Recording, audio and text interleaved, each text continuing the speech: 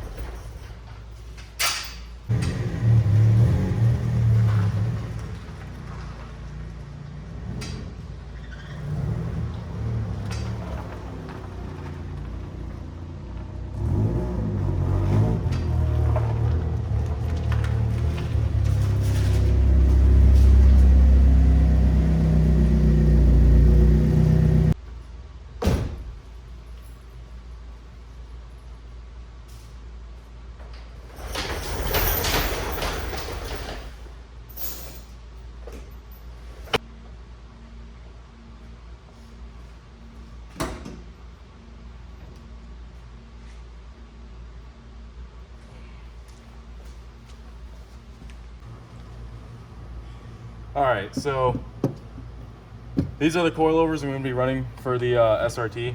I picked these up on Facebook Marketplace, probably like an hour away from where I live. I got these for a steal from a guy that I actually sold parts to sometime last year. And I decided to go with these. These are actually a cheap eBay brand coilover. I know like a lot of you are probably gonna hate on that, but honestly, for what I'm using this car for, these are actually pretty well for the track because on how stiff these are. I did have these on my other blue one, or actually a different brand, and they rode stiff as can be, and the ride absolutely sucked. But for stiff spring rate for a track use car is actually perfect, especially for a front wheel drive car. Just like I said, I picked these up for a steal. These are basically brand new. The only thing is this one is missing a stud on the top hat, which I do have to get. But other than that, I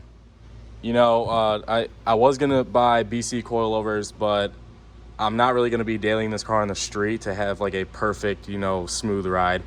So I decided to go with these, and these will actually work for what I'm gonna be using the car for. So yeah, and now I'm just gonna go ahead and start stripping the rest of the interior out, getting the carpet out, getting the back seats out, and start taking all the extra parts out that I have in the trunk, and then we'll be good to go.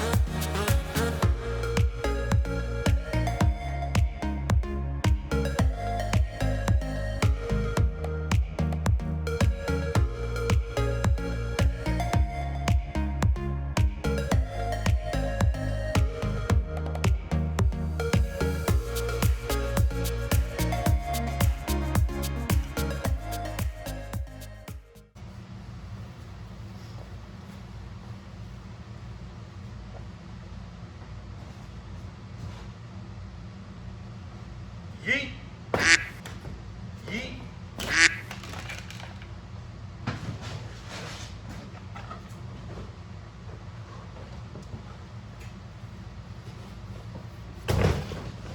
Man, this is crazy.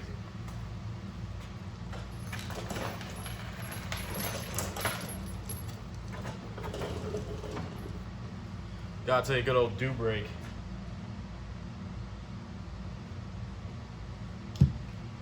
All right.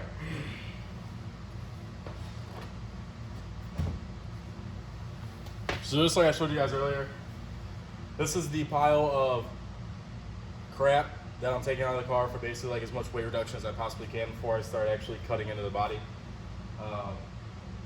Actually, I wanted to weigh everything before I throw it away, but it's gonna be kind of hard to weigh all of this.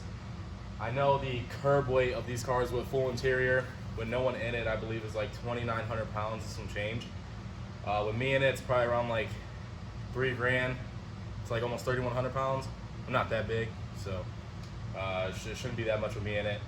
But my goal weight is to be under 2,500 pounds, and just this right here should be around 100, if not a little bit more.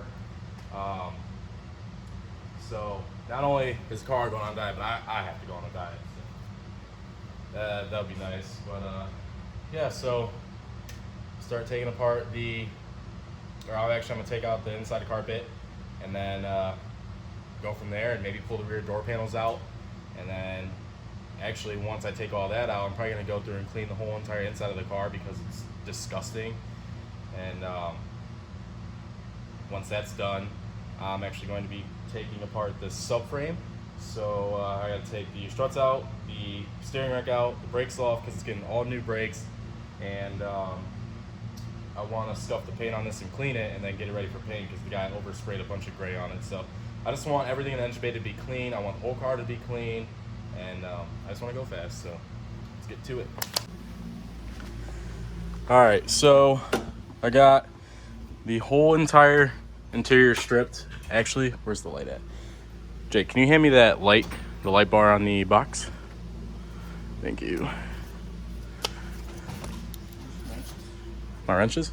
And the top drawer in the middle, but there's like none in there. Nope. Underneath? Yep. Yeah.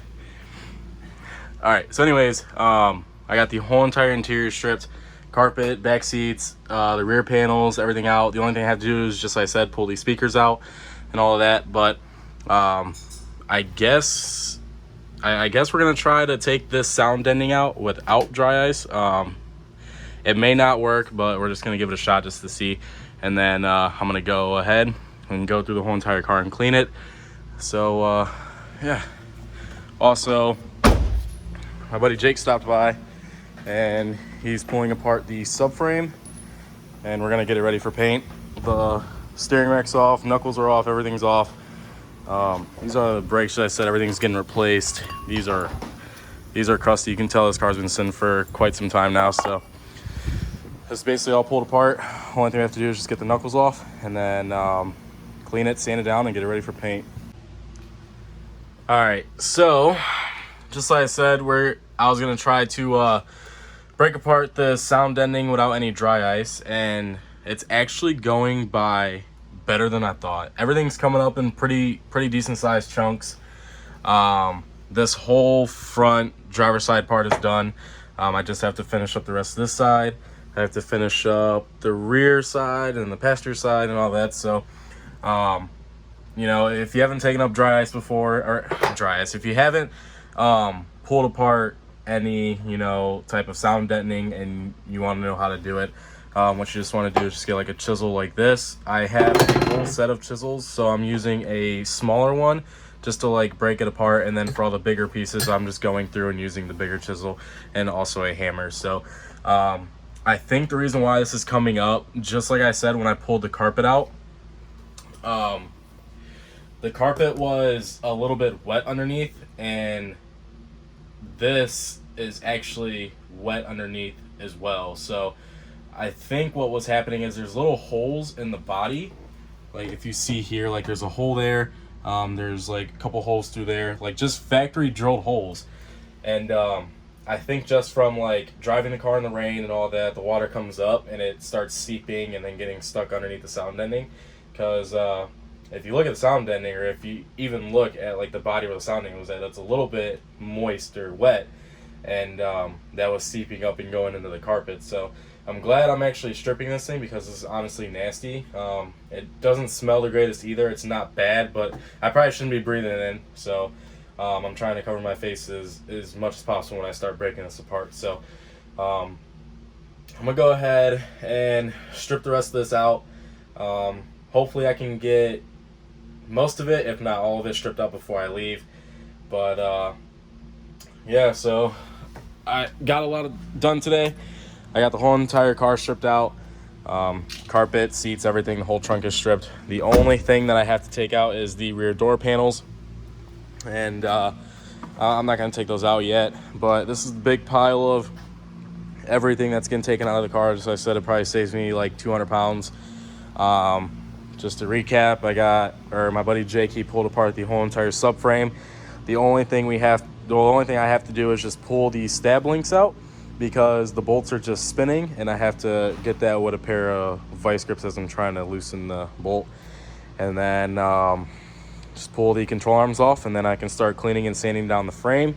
So that way I can just throw a nice light coat of black. I know I don't have to get that painted or anything like that, but just me knowing that, it's not perfect, I guess it's gonna bug me. So since I'm pulling everything apart, I'm not supposed to do everything right, the first time, so that way I don't have to go back and do it again. So I just got everything set up to what's going back in the car, of course headlights, but the center console or the center that's going in, the actual dash and speedometer is going back in the car. I'm actually going to take these knuckles to my job and press those bearings out because I do want to get new bearings, especially for the front, because I want to put extended studs in and all that. And just like I said, these other coilovers that I'm going to be running. And also I started pulling apart the trans. This came out of the silver car that my buddy Mikey bought off me, and we decided that I'll be able to keep the trans for my blue car. And I know the stock trans isn't going to hold up to the power that I want to make next year, but I just wanted to pull this top cover off because it was leaking a little bit, so I do want to seal it and put new studs in, or if anything I might just use the regular hardware. But I definitely want to get rid of these Torx bits. These actually start rounding off, and once that starts happening, it's just no bueno, basically. So I just wanted to pull the top cover off and check all the gears, and all the gears look fine. Everything's just fine from what I can see. There's no chipping or there's no teeth broken off from any of the gears. So trans look good. The trans looks good. And also, just like I said, I got the bed plate from the machine shop, so that's all good to go. All I need is a billet tone wheel, and then I can start assembling the bottom end. I know a lot of people are telling me to use the OEM tone wheel and then just weld the bolts in, but just like I said, if I'm going to be in there, I'd rather do it right at once and not have to go back and do it again. And if I, somehow happen to have to do it again, then it's probably going to get bored and stroked over to like a 2.6 or something. So yeah, I got a lot done today, just like I said, and I guess I'll see you guys in the next one. Peace.